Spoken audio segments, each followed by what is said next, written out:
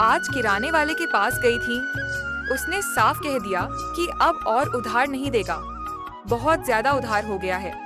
बेटा, मैगी अब 20 रुपए की हो गई है। और हाँ, जाकर अपनी माँ से भी बोल दे कि राशन का बकाया कितना।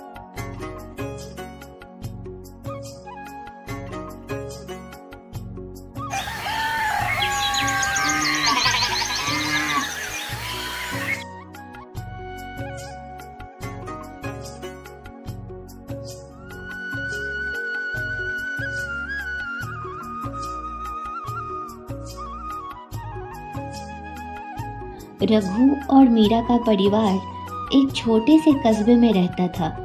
रघु दिहाड़ी मजदूरी करता था और मीरा घर संभालती थी।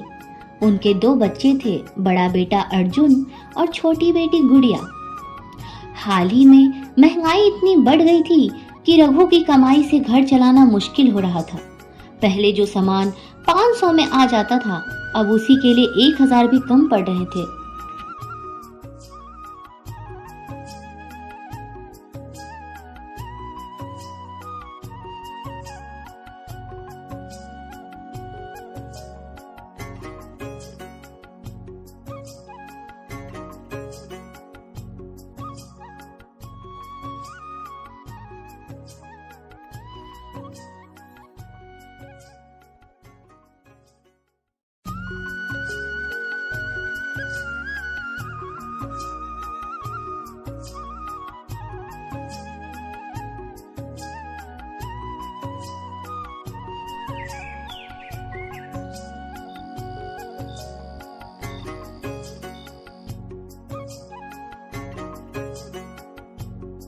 रघु शाम को काम से लौटते हुए हमेशा चिंता में डूबा रहता था।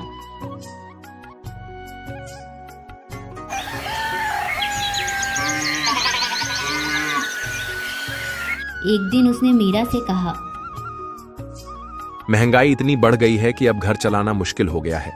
रोजमर्रा की चीजें भी हमारे बस से बाहर हो रही हैं। मीरा ने गहरी सांस लेते हुए कहा, भगवान सारे दुख हम गरीबों की झोली में ही क्यों डालते हैं? रघु, पहले ही हमारी जिंदगी मुश्किलों से भरी है और अब ये महंगाई सब कुछ छीन लेने पर तुली है। जैसे तैसे घर चलता था, लेकिन अब तो 2 वक्त की रोटी का इंतजाम भी भारी पड़ने लगा है। आखिर गरीब आदमी कहाँ जाए? फिर भी हमें हार नहीं माननी, हमें अपने बच्चों के लिए लड़ना ही पड़ेगा।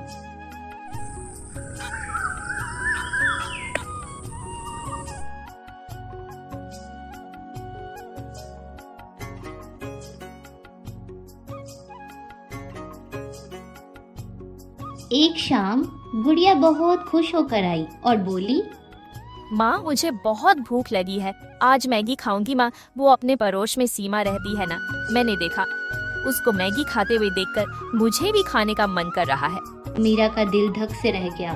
पहले महीने में 2-3 बार मैगी लाना मुश्किल नहीं था, लेकिन अब उसके दाम भी बढ़ गए थे।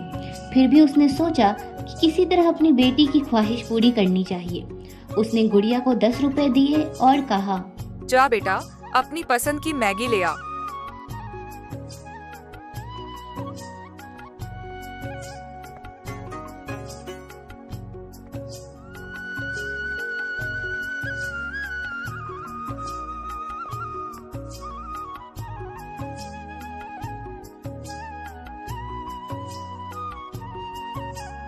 गुड़िया दौड़ते हुए दुकान पर गई, लेकिन जब उसने दुकानदार को पैसे दिए तो दुकानदार हंसते हुए बोला, अरे बस 10 रुपए। बेटा, मैगी अब 20 रुपए की हो गई है। और हाँ, जाकर अपनी माँ से भी बोल दे कि राशन का बकाया कितने दिनों का है। कब तक दोगे तुम लोग?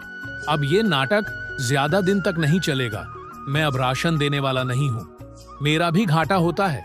बोलो, अगर हिम्मत नहीं है तो खाना ही मत खाओ तुम लोग। गुड़िया का चेहरा उतर गया। उसने धीरे से पूछा, चाचा, कि 10 में तो मैगी आती थी ना? हाँ, पहले मिलती थी 10 रुपये की, लेकिन अब महंगाई बढ़ गई है। 10 रुपये में तो अब नमक भी नहीं आता। जाओ, जाकर बोल देना अपने माँ बाप से कि अब बिना पैसों के राशन नहीं दूंगा। गुड़िया की आंखों में आंसू आ गए। वह मायूस होकर घर लौट आई और माँ के पास जाकर रोने लगी और बोली, माँ, अब मैगी भी महंगी हो गई है, हम तो कुछ भी नहीं खा सकते ना। मीरा ने बेटी को रोते हुए देखा तो उसका दिल टूट गया।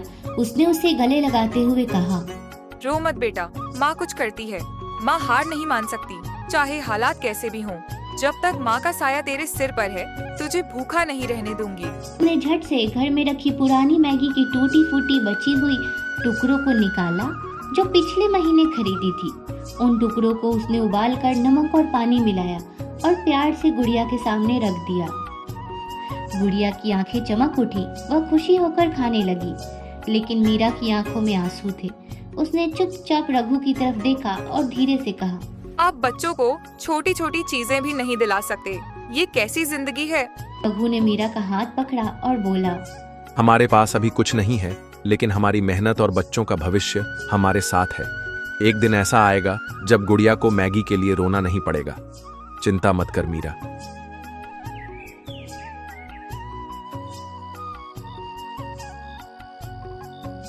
रात के समय जब बच्चे सो चुके थे, मीरा और रघु चुपचाप बैठे थे। मीरा ने धीरे से कहा, रघु, गुड़िया को आज 2 रोटी में ही सुला दिया।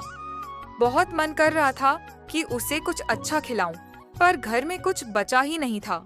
आज किराने वाले के पास गई थी, उसने साफ कह दिया कि अब और उधार नहीं देगा, बहुत ज्यादा उधार हो गया है। कह रहा था कि जब तक पिछला उधार नहीं चुकता होगा तब तक सामान नहीं देगा। फिर भी मैंने किसी तरह अगले महीने का वादा करके आटा ले आया, नहीं लाती तो बच्चों को भूखा ही सोना पड़ता। घर का किराया भी बाकी है। मकान मालिक आज आया था, कह रहा था कि अगर अगले महीने तक किराया नहीं दिया तो घर खाली करवा देगा। रघु, हम जाएंगे कहाँ? बच्चों की पढ़ाई भी बीच में छूट जाएगी, सब कुछ बिखर जाएगा। कुछ कीजिए, सेठ जी से कुछ पैसे मांग लीजिए ना। रघु ने मीरा की आंखों में आंसू देखे, उसका दिल तड़प उठा। उसने मीरा के कंधे पर हाथ रखा और गहरी आवाज में बोला, चिंता मत कर मीरा, मैं कुछ करता हूँ। कल सुबह सेठ जी के पास जाऊंगा, उनके पैर पकड़ लूंगा। अगर जरूरत पड़ी तो कोई भी काम मिलेगा कर लूंगा, मजदूरी मिलेगी तो भी कर लूंगा, लेकिन तुम्हें और बच्चों को भूखा नहीं रहने दूंगा और न ही उन्हें पढ़ाई छोड़ने दूंगा। सब ठीक हो जाएगा, बस हिम्मत रखो।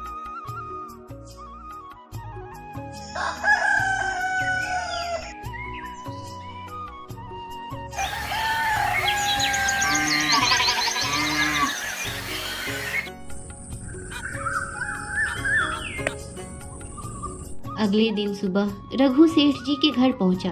वह हाथ जोड़कर बोला, मालिक, कृपया कुछ पैसे दे दीजिए। ये महंगाई ने कहीं का नहीं छोड़ा। घर में खाने को कुछ नहीं है, बच्चे भूखे सो रहे हैं। सेठ जी दिल के बुरे नहीं थे। उन्होंने एक पल सोचा और फिर कुछ रुपए निकाल कर रघु के हाथ में रख दिया, लेकिन साथ ही बोले, रघु, मैं तुम्हें मुफ्त में पैसे नहीं दे सकता। अगर ये पैसे चाहिए तो तुम्हें मेरे यहाँ काम करना होगा और साथ ही मेरे घर के कुछ अन्य काम भी देखने होंगे। लेकिन याद रखना, तुम्हें दिन रात मेहनत करनी होगी और अगर तय समय पर पैसे नहीं लौटाए तो तुम्हें इसकी 2 गुनी रकम चुकानी पड़ेगी। रघु के पास कोई और चारा नहीं था। उसने तुरंत हामी भर दी और कहा, जी मालिक, मैं मेहनत करने के लिए तैयार हूँ, बस मेरे बच्चों को भूखा मत रहने दीजिए।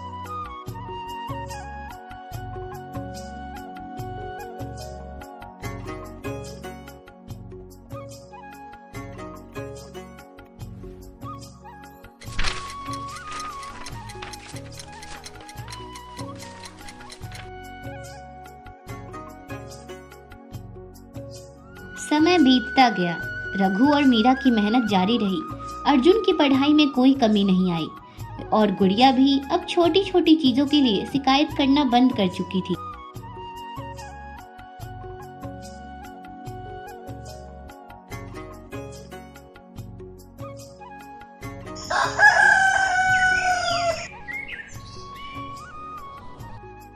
एक दिन अर्जुन को अपने स्कूल में छात्रवृत्ति मिली।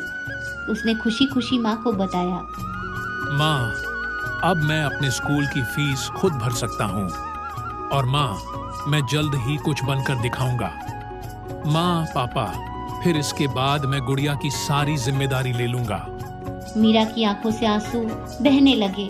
उसने अर्जुन को गले लगाते हुए कहा, बेटा, अभी तुम्हारा पढ़ने का समय है।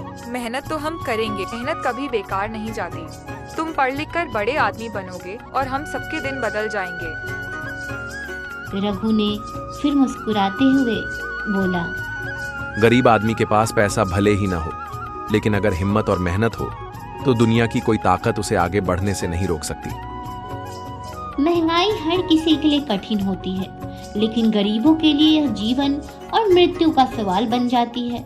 रघु और मीरा का संघर्ष हर उस परिवार की कहानी है जो रोज अपनी जरूरतों और सपनों के बीच झूलता है, लेकिन उन्होंने हार नहीं मानी, क्योंकि मेहनत, हिम्मत और परिवार का साथ कभी बेकार नहीं जाता। अगर आप भी कभी मुश्किलों में हो तो याद रखें, संघर्ष करने वालों की हार नहीं होती, बस एक नई सुबह का इंतजार करना होता है। धन्यवाद। अगर आपको यह कहानी अच्छी लगी हो तो चैनल को लाइक, शेयर और सब्सक्राइब जरूर करें। धन्यवाद।